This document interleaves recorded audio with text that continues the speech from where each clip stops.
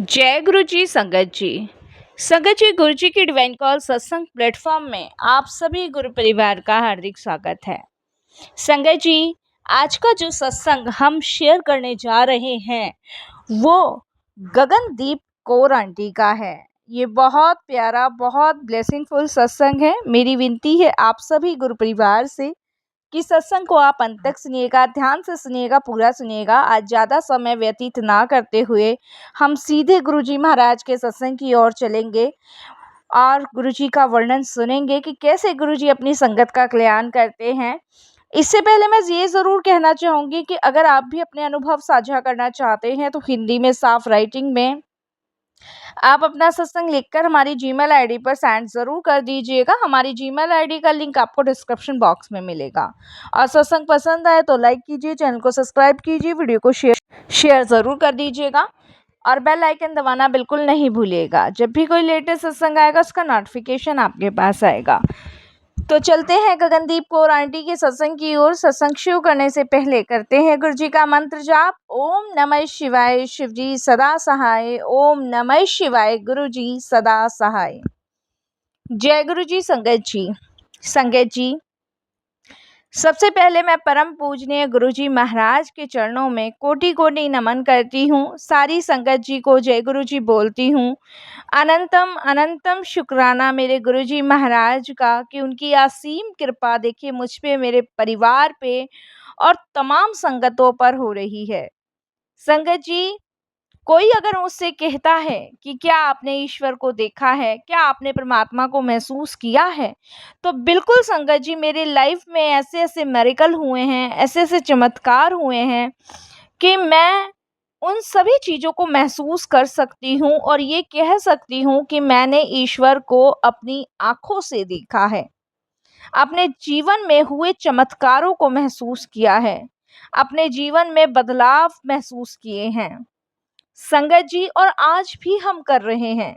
हम जब भी गुरुजी महाराज के स्वरूप को देखते हैं तो उनके दिव्य दर्शन की अनुभूति हम लोगों को होती है। उनके मुस्कुराते हुए स्वरूप को देख के लगता है कि वो हमारे लिए हमेशा तत्पर खड़े हैं। वो किसी भी संकट में हमें घिरने नहीं दे रहे, हर संकट से हमें बाहर निकालते ले जा रहे हैं।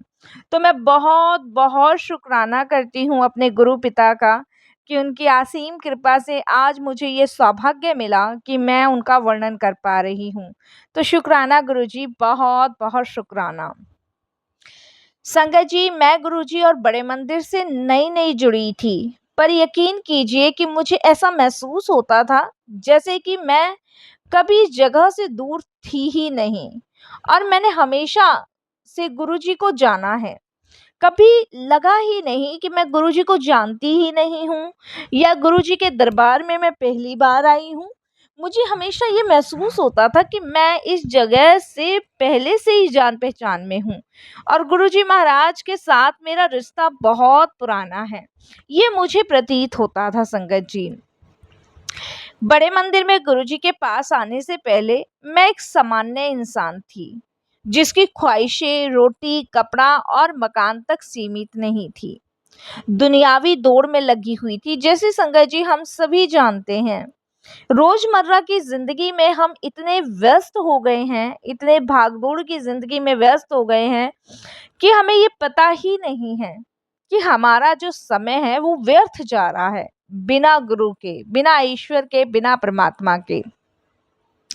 साधारण इच्छाओं को पूरा करने की कोशिश में संगत जी मैं लगी हुई थी। मेरे पति गुरुजी के यहाँ पूरी श्रद्धा के साथ गए संगत जी, पर मेरा जो था संगत जी ऐसा नहीं था। मैं संगत जी बस अपनी कोशिश से अपनी इच्छाएं आत्म केंद्र को केंद्रित करने में लगी थी। ना मैं सोनी, ना मेरे पल्ले गुण, भगवान में कभी मेरा निष्ठा विश्वास भी नहीं रहा। बस जिंदगी की प्रवाह में चलती चली जा रही थी, उन बातों को मानते हुए जो मेरे माता पिता, शिक्षक और मेरे अनुभवों ने मुझे सिखाई। लेकिन संगत जी, मेरा कभी भी भगवान और संगत जी किसी दान पुण्य में निष्ठा विश्वास नहीं रहा और ना ही मैं सुंदर और ना ही मेरे कोई गुण पल्ले थे। इसीलिए संगत जी मैं जिंदगी की भागदौड़ में चलती जा रही थी। लेकिन संगत जी मेरे पति का बहुत विश्वास था ईश्वर में। वो हमेशा से संत गुरुओं बाबाओं और क्या कहते हैं आपके भगवान में प्रति उनका जो निष्ठा भाव से समर्पण था, वो संगत जी देखने वाली बात थी। वो हमेशा से मुझे प्रोत्साहित करते रहे और मुझे गुरुजी के पास चलने के लिए कहते रहे, बट मैं नहीं गई। मेरे पति के एक मित्र थे जो गुरुजी के संगत थे और मेरे पति गुरुजी के यहाँ पूरी श्रद्धा के साथ गए, पर मैं नहीं गई। फरवरी 2009 में संगत जी मैं गई थी बड़े मंदिर। मैं हर जगह गुरुजी की खुशबू अनुभव करते हुए मुझे खुशी भी हुई और आश्चर्य भी हुआ और मैं भावुक भी हो गई मेरे हस्बैंड के बार बार कहने पर। संगत जी हमें उनकी शक्तिशाली और स्वागत करती हुई उपस्थिति महसूस हुई, जिससे हम बार बार बड़े मंदिर आने के लिए प्रेरित हुए। मैं बार बार संगत जी वहां जाने के लिए उतावली रहती थी। जहां मैं संगत जी किसी मंदिर नहीं जाती थी, किसी भगवान का नाम नहीं लेती थी, वहां मैं गुरु जी के दरबार जाने के लिए इतनी उत्सुक कि बता नहीं सकती। और सितंबर 2009 से हम हफ्ते में एक बार वहां नियमित रूप से गुरु जी के दरबार जाते रहे। बड़ा अच्छा लगता था, शांति मिलती थी, सुकून मिलता था। नए साल की पूर्व संध्या पर मैं सोच रही थी कि मुझे बड़े मंदिर जाना चाहिए या नहीं। दिमाग में ऐसी उथल पुथल चल रही थी। हालांकि संगत जी मैं वहां पे पूरे उत्सव में बहुत खुशी से शामिल होना चाहती थी। फिर भी संगत जी मैं दुविधा में थी। इस कश्मकश में थी कि नए साल की पूर्व संध्या पर शाम को करीब 6 बजे मैंने अपने दफ्तर का काम खत्म किया। मेरे एक बड़े अफसर हमारी कंपनी के वाइस प्रेसिडेंट मेरे बॉस से उनके कमरे में मिलने आए। मेरे बॉस इस अफसर के सीनियर हैं और मैं उन्हें सीधे रिपोर्ट करती हूँ। मैंने वाइस प्रेसिडेंट से पूछा कि आप बड़े मंदिर जा रहे हैं? जिस पर संगत जी वो बोले कि शायद वो थोड़े समय के लिए जाएंगे। उन्होंने यह भी कहा कि जब से बड़े मंदिर में कुटिया के पास उन्हें गुरुजी के दर्शन हुए थे, वह उनमें मगन होने लगे हैं और उनमें उनका मन लगने लगा है। उन्होंने मुझे गुरुजी का तस्वीर वाला एक पेन और एक लॉकेट दिखाया और यह भी बोला कि उन्हें सब कुछ बिना मांगे ही मिला। पता नहीं संगत जी क्यों मैं उदास हो गई। अपने दिल की गहराइयों से मैंने मन में गुरुजी से शिकायत की, गुरुजी भी ना बस वड्डे लोगादे हैं, दर्शन सिर्फ वड्डे लोगादे ही कराते हैं। हम लोगों को क्यों गुरुजी दर्शन कराने लगे? बड़े लोगों को तो गुरुजी ने ब्लेसिंग्स दे दी बिना मांगे ही, और हम लोगों को तो कुछ देते ही नहीं। मन में शिकायत करने लगी। संगत जी फिर मैं ऑफिस से निकली। 31 दिसंबर होने की वजह से बहुत ट्रैफिक था। मैं 7:30 बजे घर पहुंची, अपने रोज के समय से 1 घंटा देर से। मेरे परिवार ने मुझे गुरुजी के समारोह में जाने के लिए राजी किया और मेरे पति ने कहा कि मुझे श्रद्धा रखनी चाहिए और व्यर्थ ही की चिंताओं को छोड़कर कुछ ज्यादा नहीं सोचना चाहिए। हम बड़े मंदिर के लिए निकले। रात को करीब 9:30 बजे हमने दर्शन किए और करीब 10 बजे हम हॉल के अंदर थे। फिर संगत जी हम वहां उत्सव देखने लगे। मैं संगत हॉल में दाईं ओर आंखें बंद करके बैठी हुई थी। मुझे याद है संगत जी, उस रात मुझे ऐसा लग रहा था जैसे कि मैं किसी और ही दुनिया में पहुंच गई थी। एक बिल्कुल मंदमुग्ध और सम्मोहित कर देने वाला एक एहसास था। मैं अपने आप को भूल गई। मुझे अपने आसपास किसी भी चीज का एहसास नहीं हो रहा था। मैंने सांस लेना बंद कर दिया और मैं बस देख पा रही थी।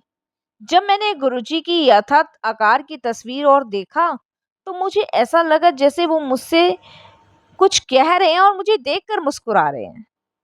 धीरे धीरे उनकी मुस्कान मुझ में भरने लगी। होठ साथ साथ होने लगे। उनका चेहरा प्रेम, कृपा, आशीर्वाद से भरा हुआ था। उनका चेहरा हर क्षण रूप बदल रहा था। आंखें संजीवनी थी और जगमगा रही थी। कान उग्र थे, दांत सफेद यथार्थ और हिलते हुए थे। मैं उन्हें सुन नहीं पा रही थी, पर पूरी कोशिश कर रही थी कि उनके होठ पढ़ सकूं। गुरुजी बिल्कुल स्पष्ट नजर आ रहे थे, अपना वास्तविक रूप दर्शाते हुए, जीवित। मुझे अपने दिव्य दर्शन देते हुए मेरा छोटा सा दिमाग बस यही समझ पा रहा था, मेरी आंखें गुरुजी महाराज दिव्य मालिक पर टिकी हुई थी। संगत जी, मैंने आसपास संगत पर नजर डाली तो सब कुछ सामान्य लग रहा था। मैंने वापस गुरुजी पे नजर डाली तो सब कुछ दिव्य लग रहा था। संगत जी, मैंने आंखें मली अपने बैठने की जगह और संगत जी अपना स्थान बदला और हॉल में पीछे और आगे जाकर बैठ गई। पर गुरुजी ने उस दिन मुझे चुना था और वह बस मेरे लिए ही था। मैंने अपनी फैमिली की ओर देखा तो वह बाहर चलने के लिए मुझसे निवेदन कर रहे थे। मैंने उनको बाहर जाने के लिए कहा क्योंकि मैं गुरुजी से जुदा नहीं होना चाहती थी। मैंने कहा आप लोग जाओ, मैं नहीं जा सकती अभी। कहीं ऐसा ना हो कि गुरुजी के समुद्री अस्तित्व और चेहरे से प्रकट होता हुआ अमृत प्रेम और दिव्य समारोह टूट जाए। मैं यही सोच रही थी। उस रोज रात को 1 बजे तक, जब तक मंदिर खुला था और मैं वहां थी, मुझे गुरुजी के दिव्य दर्शन होते रहे। संगत जी, मैं ये बताने और लिखने में हिचकिचा रही थी, पर मैं ये इसलिए लिख रही हूँ क्योंकि मैंने ये गुरुजी से समझा कि उनकी सारी संगत उनके लिए समान है। मैंने मन में उनसे जो शिकायत की थी वो उन्होंने सुन ली थी। उन्होंने मेरे मूर्खतापूर्ण और व्यर्थ ख्याल दूर किए। इसके लिए शुक्राना गुरुजी। उन्होंने मेरी सोच बदली और अपने वास्तविक रूप से मेरा परिचय करवाया कि वो स्वयं भगवान है। मैंने शुरू से गुरुजी के दर्शन ही मांगे थे संगत जी, और वही गुरुजी ने मुझे दिया। और नए साल के तोहफे के रूप में मुझे उनके दर्शन प्राप्त हुए। तब से मेरे मन की अभिलाषा और मौन निवेदन यही है कि गुरुजी सदैव मुझे अपने दिव्य दर्शन प्रदान करते रहे। मैंने आज तक गुरुजी से कुछ नहीं मांगा, मुझे सिर्फ उनके दिव्य दर्शन ही होते रहे। अभी हाल ही की बात है संगत जी, 6 मार्च 2010 को हमारे साथ एक अद्भुत अनुभव हुआ। संगत जी, जब हम उस शनिवार बड़े मंदिर गए तो हम गुरुजी के लिए 2 सुंदर गुलाब के फूल लेके गए। मुझे नहीं पता था उन्होंने 2 ही फूल क्यों लिए, क्योंकि खरीदने से पहले मैंने सोचा था कि टोकरी भर के फूल लेके जाऊंगी और उनकी गद्दी के पास रखूंगी। पर वो 2 गुलाब के फूल हमने उनकी समाधि के पास रखने का निश्चय किया। वह हमने जोत के करीब रख दिए क्योंकि हम उन्हें जमीन पे नहीं रखना चाहते थे। जब हमने वो फूल रखे तो एक संगत ने हमें थोड़ी कठोरता से कहा कि तुम गलत जगह फूल रख रहे हो, ये फूल तुम्हें जमीन पे रखने चाहिए। मैंने उसी समय वो फूल उठाकर समाधि से थोड़ा दूर जमीन पे रख दिए। उन संगत ने फिर कठोरता से हमें वो फूल समाधि के आसपास ऊंचे स्थान पे रखने को कहा। ऐसे करते हुए अनजाने में संगत जी, मेरे जो फूल थे वो नीचे की चौकी को पार कर गए। इस पर वो संगत नाराज हो गई और बोली कि समाधि एक पवित्र स्थान है, उसे हाथ लगाने की अनुमति नहीं है। मैंने माफी मांगी और माथा टेक कर वहां से निकल गई। मैं और मेरी बेटी बहुत समय तक परेशान रहे और काफी समय तक मैं इस घटना के बारे में सोचती रही। मैं ये सोच रही थी कि हमें इस बात से अवगत करा के निर्देश देकर वो संगत तो अपना कर्तव्य निभा रही थी, पर अपने मन के किसी कोने में मैंने इस बात का विरोध और शिकायत कर ली थी कि इस तरीके से बर्ताव नहीं करना चाहिए था उस संगत को। अगली बुधवार यानी 10 फरवरी को मुझे गुरुजी की स्पष्ट परिकल्पना कल्पना नजर आई। मुझे बड़े मंदिर में गुरु नानक देव जी, साईं बाबा, शिव जी, शेरावाली माता ऐसे नजर आए जैसे कोई स्लाइड शो चल रहा हो। और फिर वो सब हमारे गुरुजी महाराज में समा गए, जो रेत से प्रभावशाली और शानदार ढंग से उठे। संगत जी, है परिकल्पना मुश्किल से क्षण भर के लिए थी। इसके एकदम बाद मैंने मंदिर के आसपास एक खुला मैदान देखा। वहां गाड़ियां आ रही थी। मैंने रेशम की लाल साड़ी पहनी हुई थी और बड़े मंदिर के मुख्य द्वार पर हाथ जोड़कर खड़ी थी। फिर यह परिकल्पना समाप्त हो गई। मैं उठकर अपनी दिनचर्या में व्यस्त हो गई, पर इस परिक्रमा के बारे में मैं सोचती रही।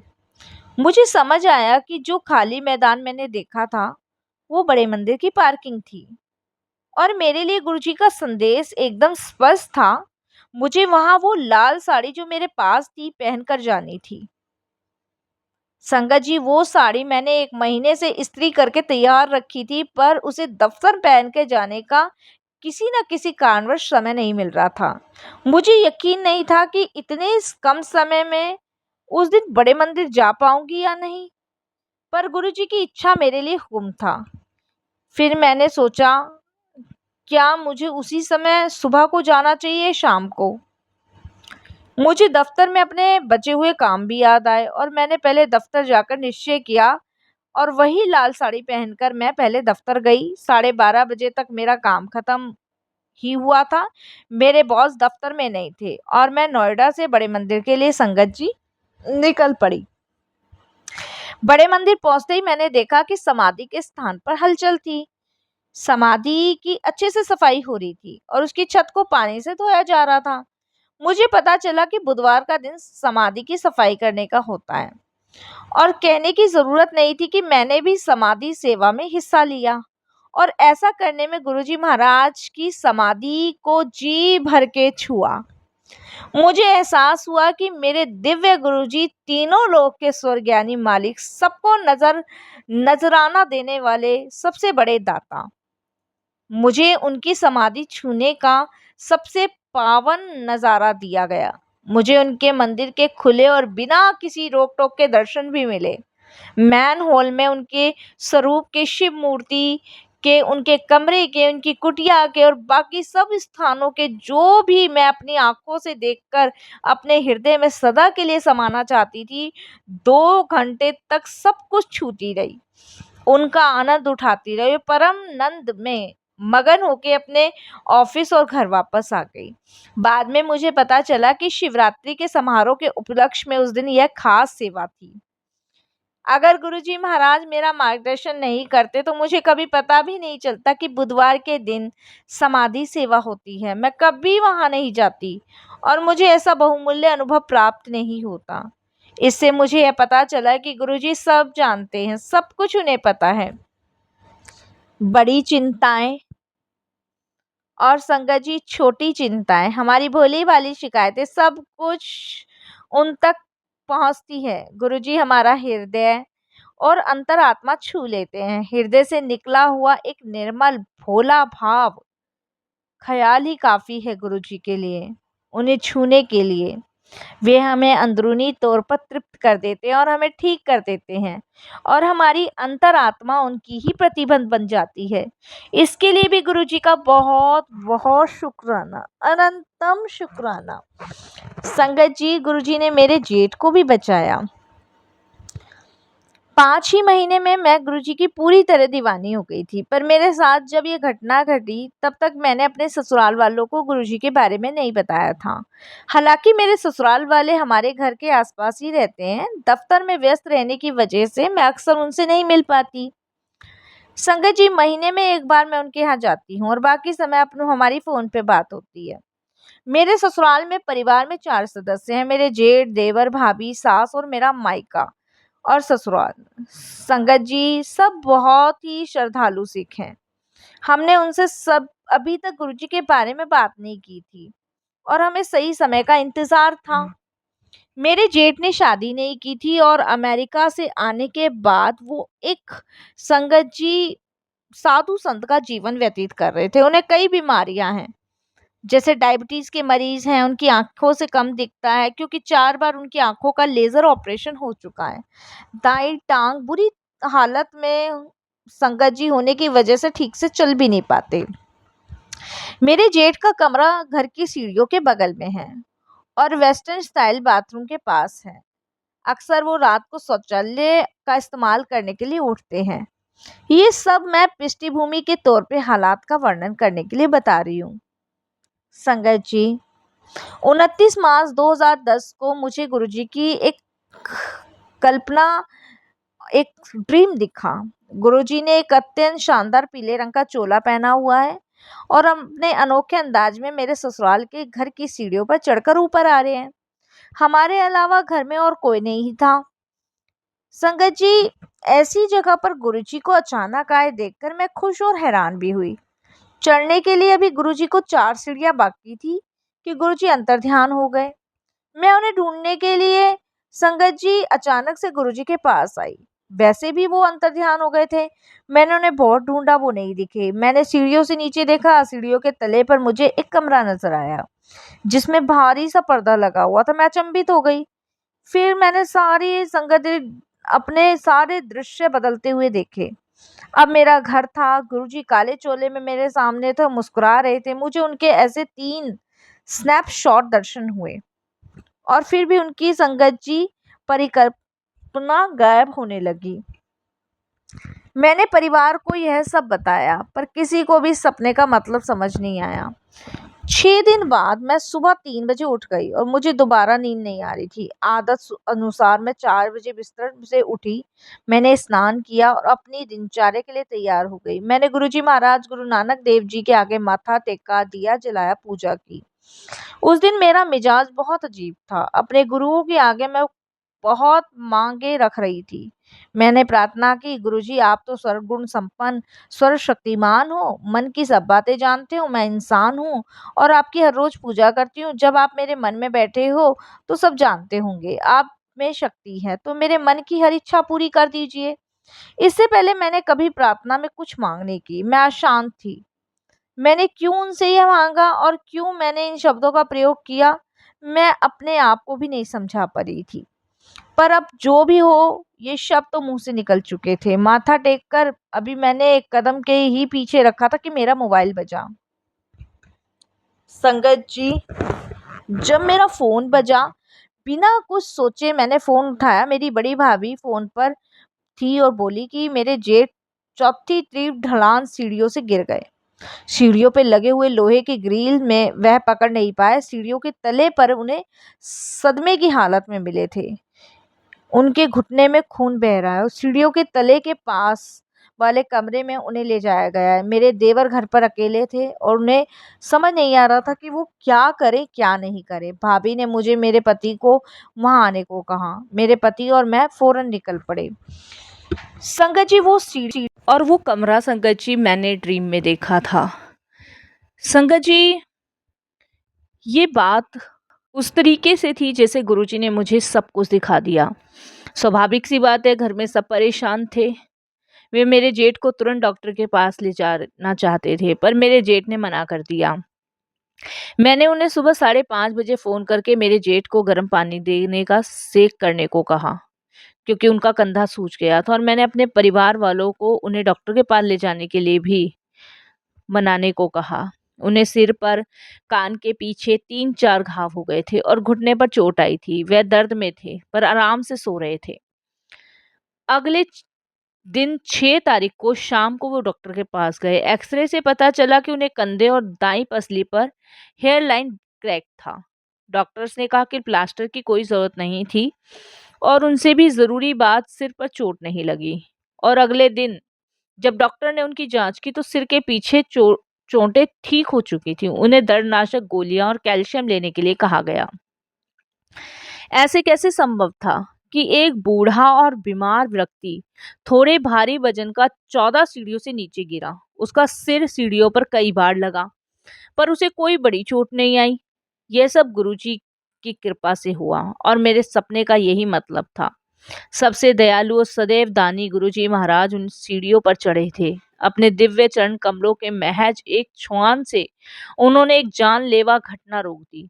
उन्होंने उन 4 लोगों को जिन्हें मैंने सपने में देखा था जीतने नहीं दिया। वह 4 लोग मेरे जेठ को अपने कंधों पर उनकी अंतिम यात्रा पर ले जाने आए थे। ऐसा सिर्फ भगवान ही कर सकते हैं, उनके लिए भी जो गुरुजी के बारे में जानते तक नहीं हैं। गुरुजी की दयालुता अद्भुत और शक्तियाँ कृपा से भरी हैं। सीढ़ियों पर और घर में कहीं और नहीं दर्शन देकर उन्होंने पहले ही मुझे उनके बारे में आग्रह कर दिया था। उन्होंने मुझे सीढ़ियों के पास वो कमरा दिखाया जिसमें गिरने के बाद मेरे जेठ को लिटाया गया। उन्होंने नींद से मुझे उस समय जगाया जिस समय मेरे जेठ गिरे, ठीक 3 बजे सुबह को। और मैंने गुरुजी से वही प्रार्थना की जो गुरुजी चाहते थे कि मैं करूं, क्योंकि उस दिन मेरे मुंह से निकले हुए शब्द निश्चित रूप से मेरे लिए नहीं, मैंने वो शब्द खुद सोचकर नहीं कहे। यह सत्संग टाइप करते समय मैं अपने शरीर में हमारे गुरुजी महाराज स्वामी और शक्तिशाली स्नेह कल्पना महसूस कर रही हूँ, जो मुझे झंझोर रही हैं और आश्वासन दे रहे हैं कि मैं कभी उनकी सहज योग्यता में अपना विश्वास ना टूटने दूं। किसी भी प्रकार के हल के लिए उनके पास ही जाऊं और अपने हृदय, चित्त और शरीर से उनसे सीधा संबंध जोड़ूं। अपनी आंखें खोलिए और देखिए, हम सब के लिए बिना किसी शर्त के उनकी यथाशक्ति क्षमता और अनंत प्रेम सदा सदा के लिए हम सभी संगतों के साथ है।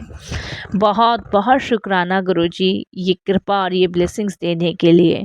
ओम नमः शिवाय। शिव जी सदा सहाय। ओम नमः शिवाय। गुरुजी सदा सहाय। जय गुरुजी महाराज।